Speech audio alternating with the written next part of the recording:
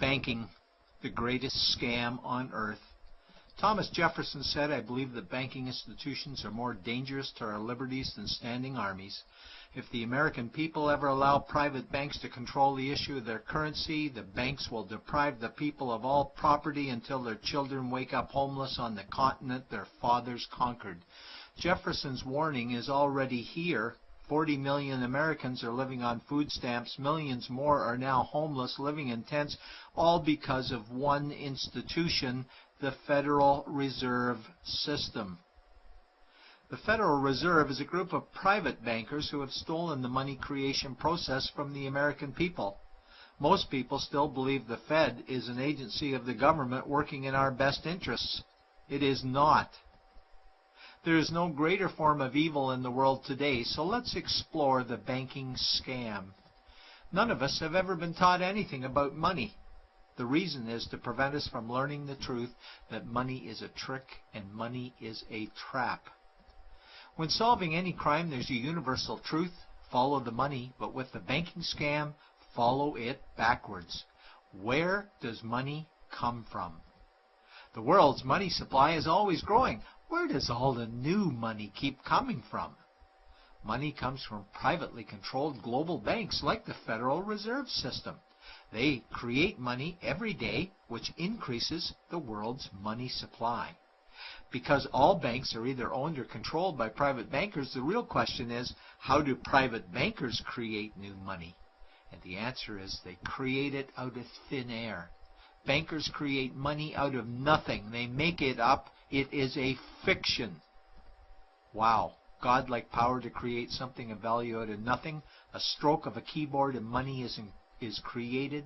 In fact, only 3% of the world's money is even in the form of bills and coins, which means 97% of all money in the world is just numbers typed on a computer screen. This is part one of the banking scam. Money is created out of nothing. The second part of the scam is this phony money is issued as debt. What is debt exactly? Well, when you consider we work our whole lives to pay it off, you could say debt is slavery. But whose debt is this phony money? It's our debt, all of it. It's our debt when we use credit cards, we get student loans, borrow money for mortgages, all bank borrowing. And it's our debt again when the government borrows, which is each and every day. In today's world, money is debt and debt is money, and don't forget the interest charges. Money equals debt and debt equals slavery. Therefore, money equals slavery. Our monetary system is a carefully concealed system of slavery.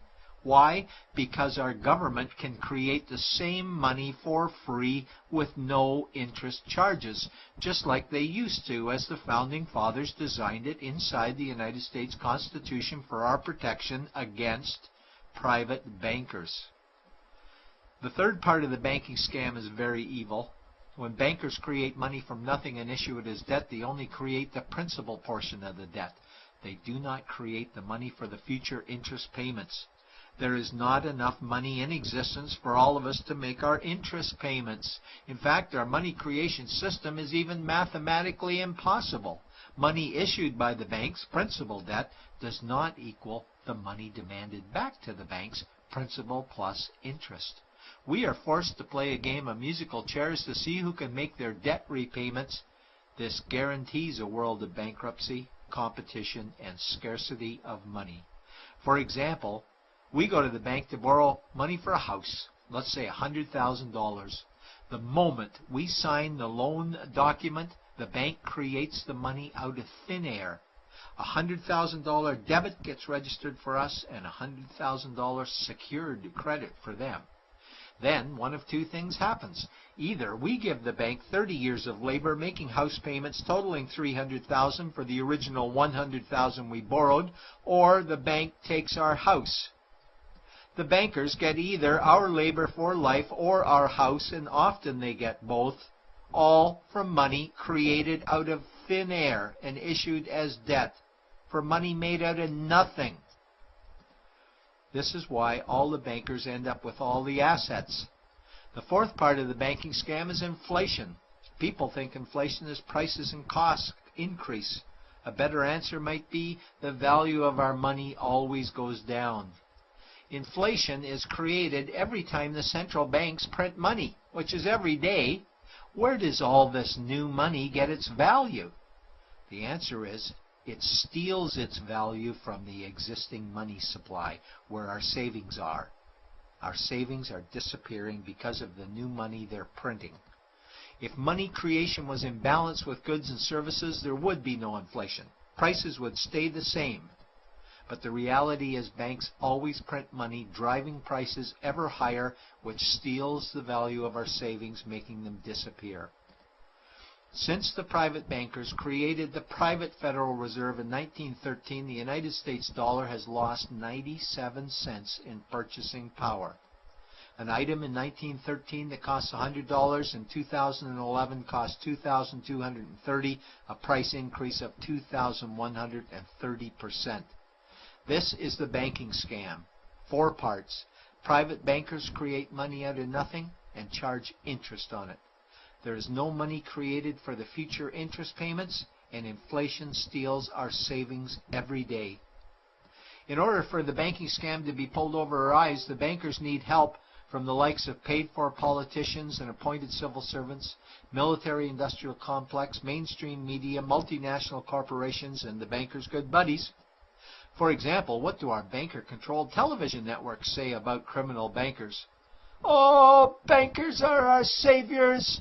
Chairman is man of the year. He saved the world. Bankers really do deserve their bonuses. They're so smart." And what do our banker-owned G20 politicians say we need to do? That we must save our banking system, and now we need austerity measures, like increasing existing taxes and bringing in new taxes, cutting our social programs, including education and health care, stealing from our pension plans while increasing the retirement age, keeping us working for more years at lower wages while placing our children and grandchildren in debt and servitude for their future lives. We are being lied to that we must go deeper in debt for bailouts, stimulus packages, quantitative easing, saving the too big to fail banks, credit easing, currency interventions, all names that mean the same thing, more debt to us.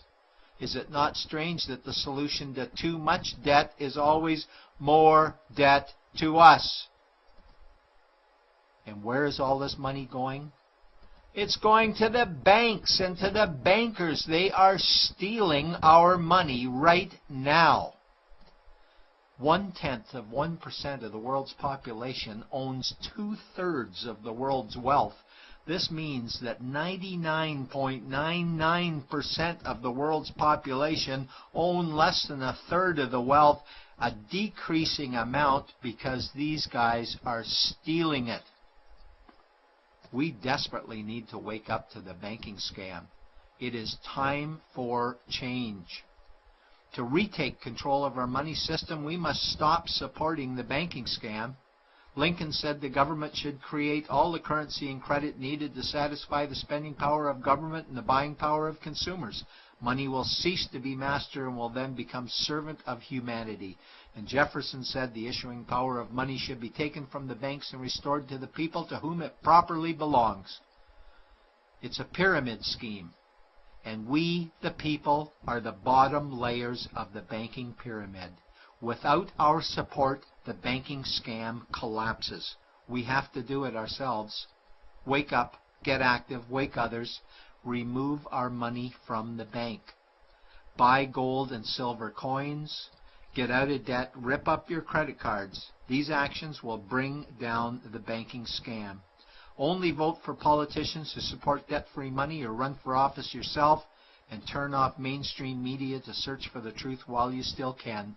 And support every effort to end the Federal Reserve System and all the privately owned central banks. Let's bring these criminals to justice to get our money and our countries back before it's too late.